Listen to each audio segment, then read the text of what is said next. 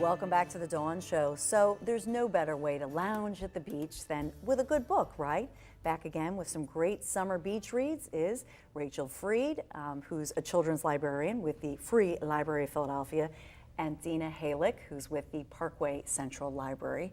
And you've been here many, many times. We love when you always have a great response because people want to know what's good and what's not so good out there, because there's nothing worse than getting there and you're all set up.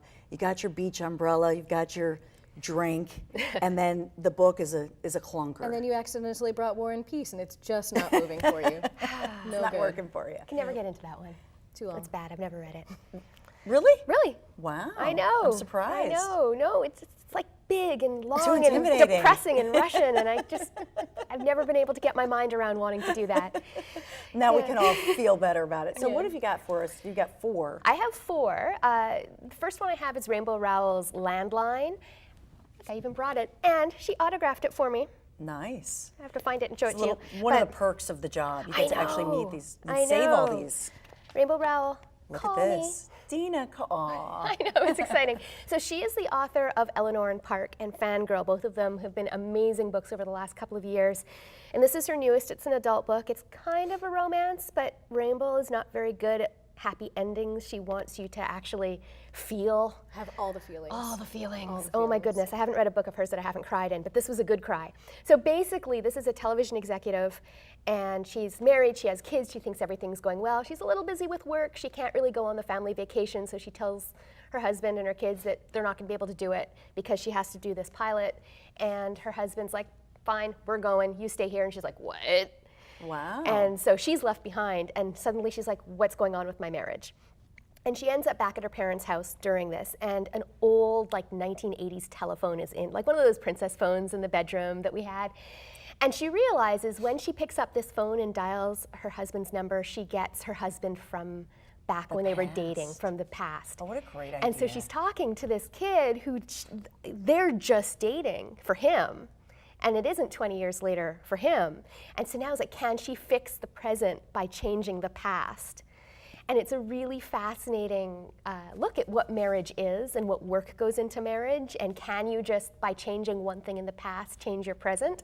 It was a great read. And it's a great beach read. It's a pretty fast read. She's a great writer. You will have all the feelings.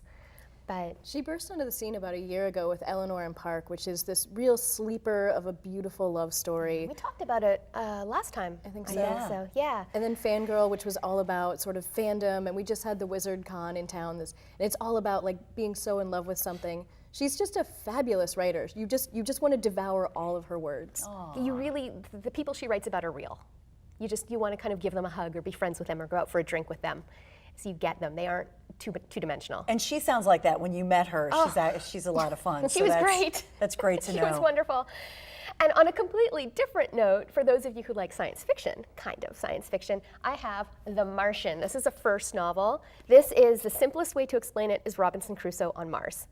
So the main character is an astronaut. It's a manned mission to Mars, and they're supposed to be there for 30 days, but there's a big sandstorm they have to evacuate. And in the process of evacuating, the communications array breaks off, basically impales him. They think he's dead. They have to leave him behind. So he gets left behind, they leave. Sounds terrible. No, it's good. It's really good. I laughed a lot. Really? But he's alive. He's alive. He's stuck on Mars. He's no way to communicate, so they don't know he's alive. And he's got 30 days of supplies. The next mission to Mars is in 3 years. Yikes. He's got to survive. I have to say, I was reading this Well, when how I does was. he breathe? Well, they've got a habitat. Oh, okay. So they've got machines that create oxygen. Okay. The science is my all biggest good. fear. No, it's really, don't worry. It's really, really good. It has a happy ending.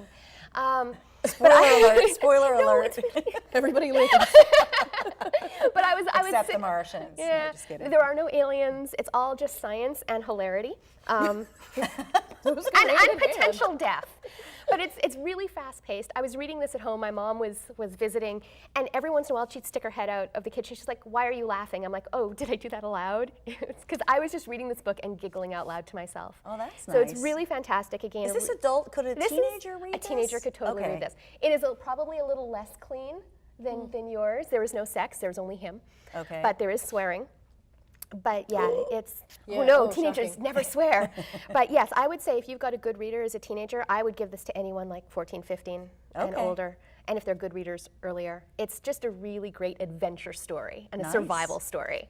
So this one is, I read this is my first 5-star book of the year. I don't give 5 stars out. Oh. So The this Gollum was, and the Genie was your first 5-star book like of last the year. I version. know, The Gollum and the Genie was good. But yes, this is light, it's fast-paced, it's an adventure, it's a really great sitting on a beach book.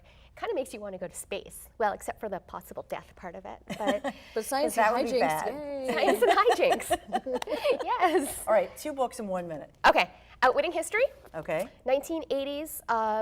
Basically, a whole generation of Yiddish speakers are starting to die, and their books are getting thrown out. This one 29-year-old kid decides to, I guess not a kid, decides to start saving Yiddish books. And he was told it's not going to happen, the language is dying, why do you need to keep them? Scholars were saying there's only 70,000 Yiddish books in the world. 25 years later, he's rescued over 1.5 million. His Jewish Book Center is the largest Jewish cultural institution in the world, and this is really a story of him rescuing books from dumpsters, you know, going to like little old ladies and like sitting at their kitchen table and like saving their libraries before they go into a nursing home. So it's a really good kind of history, a cultural history of this world that doesn't exist anymore, and him trying to save it. Sweet. And the final one, Highland Surrender. We've only got a few Highland seconds. Surrender. Yes, okay. Scottish, historical, men in kilts, treason, arranged marriage, falling in love against your will. This is like, if you like historical romances, my friend read this last year, it got her into historical romances. She'd never read them before. She read this one and she's like, I'm sold. I'm reading these from now on. You got me at Men in Kilts. Men in kilts. There you go. I love it. Tell me about, you have so many programs in the summer. Can you highlight a few for me? We have one coming up next Monday, a week from today at 7:30. We have the Summer of Romance. We're having our first ever romance panel. So we've got 3 great authors, Megan Hart, Sarah Humphreys, and Jerry Croto, who are all best-selling authors. And they're going to come for an evening, a panel discussion. I will be chatting with them. I'm very excited about this. So if you like seeing me and you want to see And some we great love you. authors, yay! And if you want to hear romance, yeah. and talk about romance in the auditorium at the Central Library. It's free. It's at 7:30 on Monday. We also have our summer reading program for adults because everybody loves prizes, not just teens and kids. Everybody loves prizes. So we have a raffle. So for every book that you read, you can fill out a raffle form and you can win fabulous prizes. Awesome. You can win books. And you can win I have, books. there is 1 gift card and a lot of books. All right, we got to go. Thanks for coming back, and we'll have you back soon, all right? Great. Thank you so much. And Thank we'll you. coordinate colors better next time. All red. All And then red. Rachel, Yeah. all red next time. Get it? Red, we read the book. All right. Stay tuned. When we come back, we are dishing up some entertaining summer appetizers for your next big cookout. You don't want to miss it.